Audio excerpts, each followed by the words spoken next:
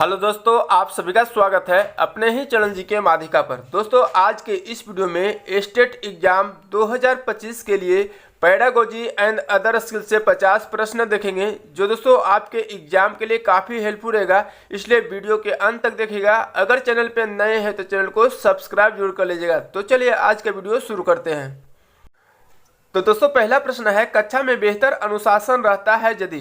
तो दोस्तों, कक्षा में बेहतर अनुशासन कब रहता है? ऑप्शन में दिया गया है, शिक्षण सामग्री का कारगर उपयोग किया जाए, पाठ्य विषय में खूब मनोरंजन की बातें हो, अध्यापक का व्यक्तित्व प्रभावशाली हो, छात्रों को पता हो कि प्रधानाध्यापक किसी भी समय कक्षा में आने वाले हैं। तो दोस्तों, इसका राइट आंसर ऑप्शन ए हो जाएगा। कक्षा में बेहतर अनुशासन रहता है यदि शिक्षण सामग्री का कारगर उपयोग किया जाए। ठीक है, नेक्स्ट क्वेश्चन देखते हैं। दोस्तों, क्वेश्चन है, शिक्षण एक संबंध है जो विद्यार्थी के विकास में सहायता देता है। यह परिभाषा किसकी है? ऑप्शन में दिया गया एनएल गेज की, रायबर्न की, क्लार्क की, ब्रूबेकर की। तो दोस्तों, इसका राइट आंसर ए बी हो जाएगा, रायबर्न की। ठीक है, नेक्स्ट क्वेश्चन देखते हैं। दोस्तों, क्वेश्चन है, शिक्षण की निम्नलिखित तकनीकों में से किसमें मूल प्रवृत्तिक अभिप्रेरण का गुण पाया जाता है? तो शिक्षक की जो बताना है दोस्तों, निम्नलिखित तकनीकों में से किसमें जो है मूल प्रवृत्तिक अभिप्रेरण के गुण पाया जाता है? ऑप्शन में दिया गया कथन तकनीक, छात्रों से अन्योन्य क्रिया, छात्रों को करके सीखने के लिए कहना, खेल पद्धति। तो दोस्तों, इसका राइट आंसर ऑप्शन बी हो जाएगा, छात्रों से अन्योन्य क्रिया। ठीक है, नेक्स्ट क्वेश्चन देखते हैं। क्वेश्चन दोस्तों, पढ़ाते समय छात्रों को उदाहरण देने के क्या लाभ नहीं है? पढ़ाते समय जो है छात्रों को उदाहरण देने के क्या लाभ नहीं है? ऑप्शन में दिया गया, यह पाठ को रोचक बनाते हैं, पाठ का मुख्य बिंदु समझाने हेतु आवश्यक है, पाठ की सजा हेतु आवश्यक है, बच्चों के ध्यान को केंद्रित करने हेतु आवश्यक है। तो यहाँ पर दोस्तों कौन सा लाभ नहीं है? तो दोस्तों, इसका राइट आंसर सी हो जाएगा, पाठ की सजा हेतु आवश्यक है। ठीक है, नेक्स्ट क्वेश्चन देखते हैं। दोस्तों, क्वेश्चन है, शिक्षक को अपने छात्रों का नाम जानना चाहिए, इसका मुख्य लाभ यह है कि? तो यहाँ पर दोस्तों बताना कि शिक्षक को जो है अपने छात्रों के नाम जानना चाहिए, इसका मुख्य लाभ क्या है? ऑप्शन में दिया गया, छात्र गलत कार्य करने से डरेंगे, छात्र अनुशासित रहेंगे, छात्रों के साथ शिक्षक का संबंध बढ़ेगा, उपयुक्त सभी। तो दोस्तों, इसका राइट आंसर सी हो जाएगा, छात्रों के साथ शिक्षक का जो है संबंध बढ़ेगा। ठीक है, नेक्स्ट क्वेश्चन देखते हैं। दोस्तों, क्वेश्चन है, विद्यालय द्वारा बालक का समाजीकरण निम्नलिखित में से किस कारक पर सबसे अधिक निर्भर है? विद्यालय द्वारा बालक का जो है समाजीकरण निम्नलिखित में से दोस्तों बताना किस कारक पर जो है सबसे अधिक निर्भर है? ऑप्शन में दिया गया, सामुदायिक भावना का विकास, पाठ्यक्रम, पाठ्यक्रमोत्तर या पाठ्यांतर। तो दोस्तों, इसका राइट आंसर ए हो जाएगा, सामुदायिक भावना का विकास। ठीक है, नेक्स्ट क्वेश्चन देखते हैं। दोस्तों, क्वेश्चन निम्नलिखित में से किस मनोवैज्ञानिक का मत है कि हाइपोथैलेमस ही जो है संवेग का केंद्र बिंदु होता है, और यदि हाइपोथैलेमस को नष्ट कर दिया जाए या उसे काटकर हटा दिया जाए तो प्राणी में संवेग नहीं होगा? ऑप्शन में दिया गया कैनन, मासरमैन, विलियम जेम्स ब्रेडी। तो दोस्तों, इसका राइट आंसर ऑप्शन ए हो जाएगा, कैनन। ठीक है, नेक्स्ट क्वेश्चन देखते हैं। दोस्तों, क्वेश्चन है, मैस्लो की आवश्यकता पदाक्रमिक सिद्धांत में सबसे प्रबल आवश्यकता कौन सा है? तो मैस्लो की आवश्यकता पदाक्रमिक सिद्धांत में जो है सबसे प्रबल आवश्यकता इनमें से कौन सा होता है? ऑप्शन में दिया गया, दैहिक आवश्यकता, आत्मसिद्धि की आवश्यकता, सुरक्षा आवश्यकता, समान आवश्यकता। तो दोस्तों, इसका राइट आंसर ए हो जाएगा, दैहिक आवश्यकता। ठीक है, नेक्स्ट क्वेश्चन है, मैस्लो की आवश्यकता पदानुक्रम में दैहिक आवश्यकताएं निम्नलिखित आवश्यकताओं में से किसके तुरंत पूर्व आती है? ऑप्शन में दिया गया, सुरक्षा, आत्मसम्मान, प्रेम और संबंधित, आत्मसिद्धि। तो दोस्तों, इसका राइट आंसर ए हो जाएगा, सुरक्षा। ठीक है, नेक्स्ट क्वेश्चन देखते हैं। दोस्तों, क्वेश्चन है, निम्नलिखित में से कौन सा कथन सबसे बेहतर ढंग से वर्णन करता है कि कक्षा में बच्चों को प्रश्न पूछने के लिए क्यों प्रोत्साहित करना चाहिए? तो दोस्तों, बताना है कि कौन सा कथन जो है सबसे बेहतर ढंग से वर्णन करता है कि कक्षा में बच्चों को प्रश्न पूछने के लिए क्यों प्रोत्साहित करना चाहिए? तो दोस्तों, इसका राइट आंसर बी हो जाएगा, प्रश्न अन्योन्य क्रिया के द्वारा अधिगत को आगे बढ़ाते हैं तथा संकलनात्मक स्पष्टता की दिशा में बढ़ते हैं। ठीक है, नेक्स्ट क्वेश्चन देखते हैं। क्वेश्चन दोस्तों, बुद्धि लब्धि के संप्रत्यय को किसने विकसित किया था? बुद्धि लब्धि के संप्रत्यय को जो है किसने विकसित किया था? ऑप्शन में दिया गया, डेविड वेक्सलर ने, अल्फ्रेड बीने ने, विलियम अस्टर ने, एल.एम. टरमैन ने। तो दोस्तों, इसका राइट आंसर ऑप्शन सी हो जाएगा, विलियम अस्टर ने। ठीक है, नेक्स्ट क्वेश्चन देखते हैं। दोस्तों, क्वेश्चन है, निम्नलिखित में से कौन सा कथन डेविड वेक्सलर के लिए उपयुक्त है? कौन सा कथन जो है डेविड वेक्सलर के लिए उपयुक्त है? ऑप्शन में दिया गया है इन्होंने जो है वयस्क बच्चों एवं शिशुओं की बुद्धि मापने के लिए अलग अलग बुद्धि परीक्षण का निर्माण किया। इन्होंने सिर्फ वयस्क की बुद्धि मापने के लिए बुद्धि परीक्षण का निर्माण किया। इन्होंने बुद्धि परीक्षण के मापने में सिर्फ शाब्दिक एकांशों का उपयोग किया। इन्होंने बुद्धि परीक्षण के मापने में सिर्फ क्रियात्मक एकांशों को ही जो है सम्मिलित किया। तो दोस्तों इसका राइट आंसर ऑप्शन ए हो जाएगा। इन्होंने जो है वयस्क बच्चों एवं शिशुओं के जो है बुद्धि मापने के लिए अलग अलग बुद्धि परीक्षण का निर्माण किया। ठीक है, नेक्स्ट क्वेश्चन है दोस्तों, जनसंख्या शिक्षा का अर्थ है। जनसंख्या शिक्षा का अर्थ बताना है। ऑप्शन में दिया गया है पूरी जनसंख्या में शिक्षित व्यक्तियों का अनुपात, पूरी जनसंख्या को शिक्षा प्रसार कार्यक्रम के अंतर्गत लाना, राष्ट्र की आवश्यकता के अनुरूप वृद्धि की दर में कमी या वृद्धि, राष्ट्र की जनसंख्या को स्वस्थ बनाने की शिक्षा। तो दोस्तों इसका राइट आंसर ऑप्शन सी हो जाएगा। जनसंख्या शिक्षा का अर्थ होता है राष्ट्र की आवश्यकता के अनुरूप वृद्धि की दर में कमी या वृद्धि। ठीक है, नेक्स्ट क्वेश्चन देखते हैं दोस्तों। क्वेश्चन है कक्षा में दृश्य श्रव्य सामग्री का प्रयोग होता है। तो कक्षा में दृश्य सामग्री का प्रयोग होता है। ऑप्शन में दिया गया है धीमी गति से सीखने वाले छात्रों के लिए अधिक उपयोगी होता है, मेधावी छात्रों के लिए अधिक उपयोगी होता है, बालकों की जिज्ञासा बढ़ाता है, छात्रों का ध्यान मूल विषय से दूर हटाता है।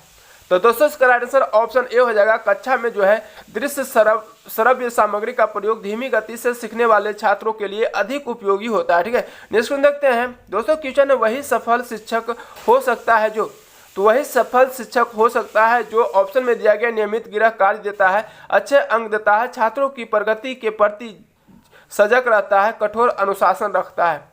तो दोस्तों इसका राइट आंसर ऑप्शन सी हो जाएगा, छात्रों की प्रगति के प्रति जो है सजग रहता है।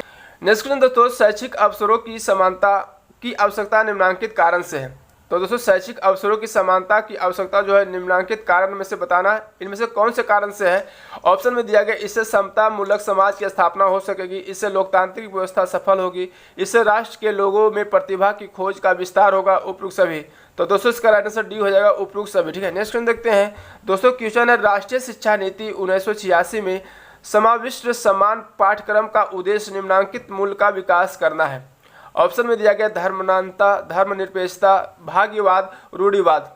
तो दोस्तों इसका राइट आंसर हो जाएगा ऑप्शन सी भाग्यवाद। ठीक है, नेक्स्ट क्वेश्चन देखते हैं दोस्तों। क्वेश्चन है सूची 1 से सूची 2 का मिलान करें। सूची 1 को सूची 2 से मिलान करना है। तो यहाँ पर दोस्तों दिया गया है आगमन विधि, जो है आगमन विधि जो है किसने दिया था, अरस्तु ने। ठीक है, खेल विधि जो है कार्ल कुक से संबंधित है, गैर योजना जो है एडवर्ड से है, और डाल्टन जो है कू हेलन फारकस्ट से। ठीक है, तो इसका राइट आंसर ऑप्शन डी हो जाएगा। नेक्स्ट देखते हैं क्वेश्चन है दोस्तों, वस्तुनिष्ठ परीक्षण वे होते हैं जिसमें वस्तुनिष्ठ परीक्षण वे होते हैं जिसमें ऑप्शन में दिया गया है परीक्षार्थियों की बहुविकल्पी प्रश्न दिए जाए, परीक्षक की अपनी सोच अंकों को प्रभावित नहीं करती है, परीक्षार्थी 100% अंक ला सकता है, उपयुक्त सभी। तो दोस्तों इसका राइट आंसर डी हो जाएगा, उपयुक्त सभी। यानी वस्तुनिष्ठ परीक्षण वे होते हैं जिसमें जो है परीक्षार्थियों की बहुविकल्पी प्रश्न दिए जाते हैं, परीक्षक की अपनी सोच अंकों को प्रभावित नहीं करती, परीक्षार्थी 100% अंक ला सकता है। ठीक है, नेक्स्ट देखते हैं क्वेश्चन है निबंधात्मक परीक्षणों के संबंध में निम्नलिखित में से कौन सा कथन सत्य है। तो निबंधात्मक परीक्षणों के संबंध में निम्नलिखित में से बताना कौन सा कथन सत्य है। तो दोस्तों इसका राइट आंसर हो जाएगा ऑप्शन डी, उपयुक्त सभी। कभी कभी छात्र यह समझ ही नहीं पाते कि उसे प्रश्न में पूछा क्या गया है। इन परीक्षणों के माध्यम से छात्रों की संगठनात्मक क्षमता तथा तार्किक विवरण शक्ति का मूल्यांकन किया जाता है। छात्र पूरे पाठ्यक्रम से कुछ अंदाजा लगाए जाने वाले प्रश्नों की तैयारी करके परीक्षा दे देते हैं। ठीक है, नेक्स्ट क्वेश्चन देखते हैं दोस्तों। क्वेश्चन है शिक्षक का कार्य है। शिक्षक का क्या कार्य है। ऑप्शन में दिया गया छात्रों के स्वयं अध्ययन में सहायता करना, छात्रों को पढ़ने के लिए प्रेरित करना, अध्ययन के लिए अनुकूल वातावरण तैयार करना, छात्रों को उनकी गलतियां बताना। तो दोस्तों इसका राइट आंसर ऑप्शन सी हो जाएगा, अध्ययन के लिए अनुकूल वातावरण तैयार करना। ठीक है, नेक्स्ट क्वेश्चन देखते हैं दोस्तों। क्वेश्चन है एक शिक्षक को साधन संपन्न होना चाहिए, इसका अर्थ क्या है। तो एक शिक्षक को साधन संपन्न होना चाहिए, इसका अर्थ है दोस्तों ऑप्शन में दिया गया उनके पास पर्याप्त धन संपदा होनी चाहिए ताकि उसे शिक्षण देने की जरूरत न पड़े, उनका अधिकारियों के उच्च स्तर से संपर्क होना चाहिए, उनको जो है अपने विद्यार्थियों की समस्याओं को हल करने का पर्याप्त ज्ञान होना चाहिए, विद्यार्थियों के बीच जो है उनकी प्रसिद्ध होनी चाहिए। तो दोस्तों इसका राइट आंसर सी हो जाएगा, उनके अपने विद्यार्थियों की जो है समस्याओं को हल करने का पर्याप्त ज्ञान होना चाहिए। ठीक है, नेक्स्ट क्वेश्चन देखते हैं दोस्तों। क्वेश्चन है आकलन को जो है उपयोगी और रोचक प्रक्रिया बनाने के लिए किसके प्रति सचेत तो होना चाहिए। ऑप्शन में दिया गया है अलग अलग विद्यार्थियों में तुलना करना, विद्यार्थियों की बुद्धिमान या औसत शिक्षार्थी की उपाधि देना, शैक्षिक और सह शैक्षिक क्षेत्रों में विद्यार्थी के जो है सीखने के बारे में जानकारी प्राप्त करने के लिए विविध तरीकों का प्रयोग करना, प्रतिपुष्टि यानी फीडबैक देने के लिए तकनीकी भाषा का प्रयोग करना। तो आकलन को जो है उपयोगी और रोचक प्रक्रिया बनाने के लिए किसके प्रति जो है सचेत होना चाहिए। तो दोस्तों इसका राइट आंसर हो जाएगा ऑप्शन बी, यानी विद्यार्थियों को बुद्धिमान और औसत शिक्षार्थियों की उपाधि देना। ठीक है, नेक्स्ट क्वेश्चन दोस्तों, सीखने की प्रक्रिया में अभिप्रेरणा है। तो दोस्तों सीखने की प्रक्रिया में अभिप्रेरणा बताना है। ऑप्शन में दिया गया है शिक्षार्थियों की स्मरण शक्ति को पैना बनाती है, पिछले सीखे हुए को नए अधिगम से अलग करती है, शिक्षार्थियों को एक दिशा में सोचने के योग्य बनाती है, शिक्षार्थियों में सीखने के प्रति रुचि का विकास करती है। तो दोस्तों इसका राइट आंसर हो जाएगा ऑप्शन डी हो जाएगा। ठीक है, सीखने की प्रक्रिया में अभिप्रेरणा जो है शिक्षार्थियों में सीखने के प्रति रुचि का विकास करती है। ठीक है, नेक्स्ट देखते हैं दोस्तों, निम्न में से कौन से कथन को सीखने की प्रक्रिया की विशेषता नहीं मानना चाहिए। तो कौन से जो है कथन को सीखने की प्रक्रिया की विशेषता नहीं मानना चाहिए। ऑप्शन में दिया गया शैक्षिक संस्थान ही एकमात्र स्थान है जहां अधिगम प्राप्त होता है, सीखना एक व्यापक प्रक्रिया है, सीखना लक्ष्योन्मुख होता है, जन अधिगम भी सीखने की प्रक्रिया है। तो दोस्तों इसका राइट आंसर हो जाएगा ऑप्शन ए हो जाएगा, शैक्षिक संस्थान ही एकमात्र स्थान है जहां अधिगम प्राप्त होता है। ठीक है, नेक्स्ट देखते हैं क्वेश्चन है कोहलबर्ग के सिद्धांत की एक प्रमुख आलोचना क्या है। कोहलबर्ग के सिद्धांत के एक प्रमुख आलोचना बताना है। ऑप्शन में दिया गया कोहलबर्ग ने बिना किसी अनुभूति मूलक आधार के सिद्धांत प्रस्तुत किया। कोहलबर्ग ने प्रस्ताव किया कि नैतिक तार्किकता विकासात्मक है। कोहलबर्ग ने पुरुषों एवं महिलाओं की नैतिक तार्किकता में सांस्कृतिक विभिन्नताओं को महत्व नहीं दिया है। कोहलबर्ग ने नैतिक विकास की स्पष्ट अवस्थाओं का उल्लेख नहीं किया है। तो दोस्तों इसका राइट आंसर हो जाएगा ऑप्शन सी, कोहलबर्ग के सिद्धांत की एक प्रमुख आलोचना है। दोस्तों कोहलबर्ग ने पुरुषों एवं महिलाओं की नैतिक तार्किकता में सांस्कृतिक विभिन्नताओं को महत्व नहीं दिया। ठीक है, नेक्स्ट देखते हैं दोस्तों। क्वेश्चन है एक शिक्षार्थी केंद्रित कक्षा में जो है अध्यापिका करेगी। तो एक शिक्षार्थी केंद्रित कक्ष में जो है अध्यापिका क्या करेगी। तो दोस्तों इसका राइट आंसर हो जाएगा ऑप्शन सी, इस प्रकार की पद्धतियों को नियोजित करना जिसमें जो है शिक्षार्थी अपने स्वयं के अधिगम के लिए पहल करने में प्रोत्साहित हो। ठीक है, नेक्स्ट देखते हैं दोस्तों। क्वेश्चन है एक अध्यापिका यह सुनिश्चित करना चाहती है कि उसके विद्यार्थी आंतरिक रूप से प्रेरित है, इस संदर्भ में वह करेगी क्या करेगी। तो दोस्तों ऑप्शन में दिया गया सभी बच्चों के लिए उपलब्धि के एक समान मानकों को उल्लेखित करना, अंतिम परिणाम पर ध्यान देने के बजाय व्यक्तिगत रूप से बच्चों की अधिगम की प्रक्रियाओं पर ध्यान देना, वस्तु रूप में पुरस्कार प्रस्तुत करना, इस प्रकार की अधिगम गतिविधियों की योजना बनाना जो अभिसारी चिंतन को प्रोत्साहन देती है। तो दोस्तों इसका राइट आंसर हो जाएगा ऑप्शन बी हो जाएगा, अंतिम परिणाम पर ध्यान देने के बजाय जो है व्यक्तिगत रूप से बच्चों की अधिगम की प्रक्रिया पर ध्यान देना। ठीक है, नेक्स्ट क्वेश्चन देखते हैं।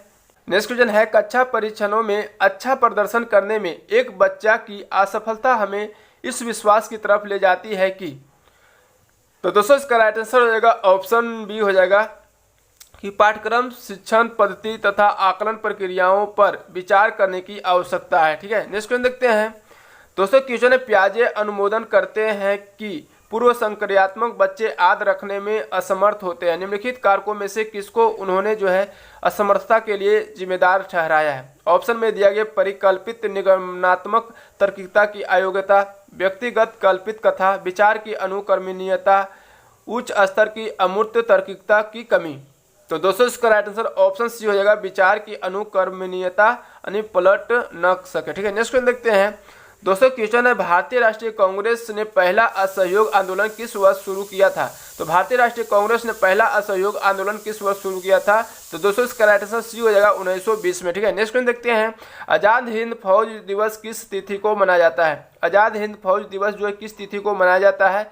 तो दोस्तों इसका राइट आंसर हो जाएगा ऑप्शन बी हो जाएगा 12 नवंबर 1945 को। नेक्स्ट क्वेश्चन दोस्तों रविंद्रनाथ टैगोर को किस वर्ष में नोबेल पुरस्कार से सम्मानित किया गया था। तो रविंद्रनाथ टैगोर को जो किस वर्ष नोबेल पुरस्कार से सम्मानित किया गया था।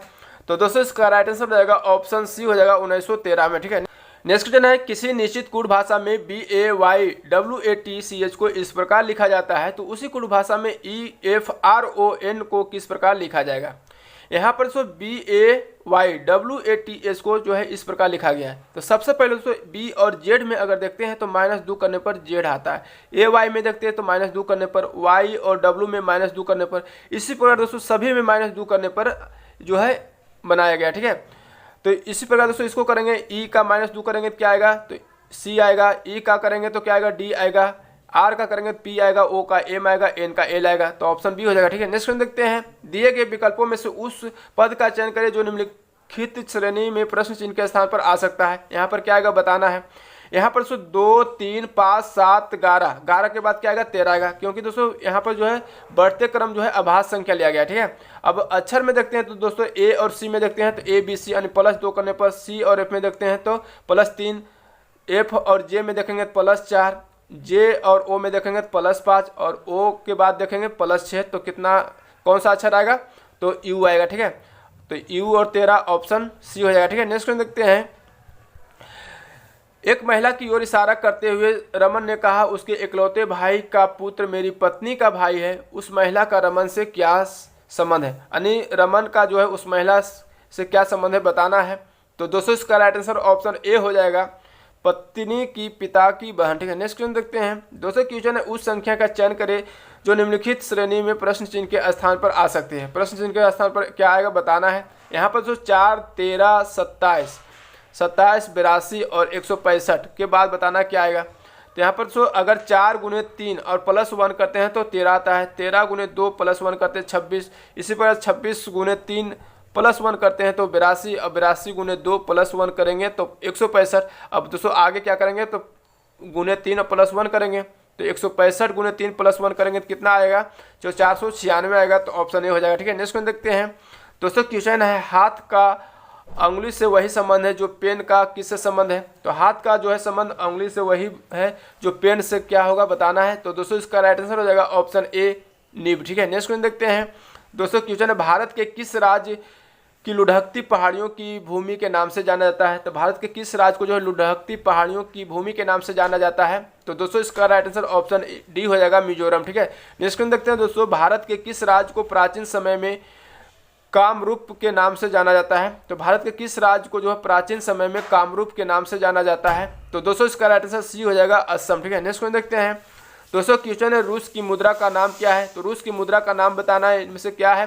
तो दोस्तों इसका राइट आंसर ऑप्शन सी हो जाएगा, रूस का मुद्रा होता है रूबल। ठीक है, नेक्स्ट क्वेश्चन देखते हैं, नेक्स्ट क्वेश्चन है, राहुल ने 25% की छूट पर एक स्वेटर खरीदा और 200 रुपये की बचत की। छूट दिए जाने से पहले स्वेटर का मूल्य कितना होगा, यानी स्वेटर का जो है अंकित मूल्य निकालना है। तो अंकित मूल्य निकालना है तो उसको x मान लेंगे, यानी 100 रुपया है। ठीक है, अब x का कितना प्रतिशत छूट दे रहा है, 25%, तो 25/100 करेंगे बराबर 200 रुपया करेंगे। ठीक है, 25 चौके 100, अब क्रॉस मल्टीप्लाई करेंगे तो 4 × 200 कितना हो जाएगा, 800 रुपया। तो 800 इसका ऑप्शन सी हो जाएगा। ठीक है, नेक्स्ट क्वेश्चन देखते हैं, दोस्तों क्वेश्चन है, एक संख्या को 7 से विभाजित करने पर 4 शेष बचता है, उसी संख्या के वर्ग को जो है 7 से विभाजित करने पर कितना शेष बचेगा। यहाँ पर वर्ग कह दिया दोस्तों, तो यहाँ पर जो शेष है पहले शेष है उसको वर्ग कर देंगे, यानी 4 का स्क्वायर कितना होगा 16, और लास्ट में जिससे विभाजित किया जाता है तो उससे विभाजित करेंगे, तो विभाजित करने पर जो शेष बचता है वही आंसर हो जाएगा, यानी 7 दूनी 14, शेष कितना बच गया, 2 बच गया, तो 2 इसका राइट आंसर हो जाएगा। ठीक है, नेक्स्ट क्वेश्चन देखते हैं, दोस्तों क्वेश्चन है, वृक्षों की एक पंक्ति में एक वृक्ष दोनों सिरों से 5वां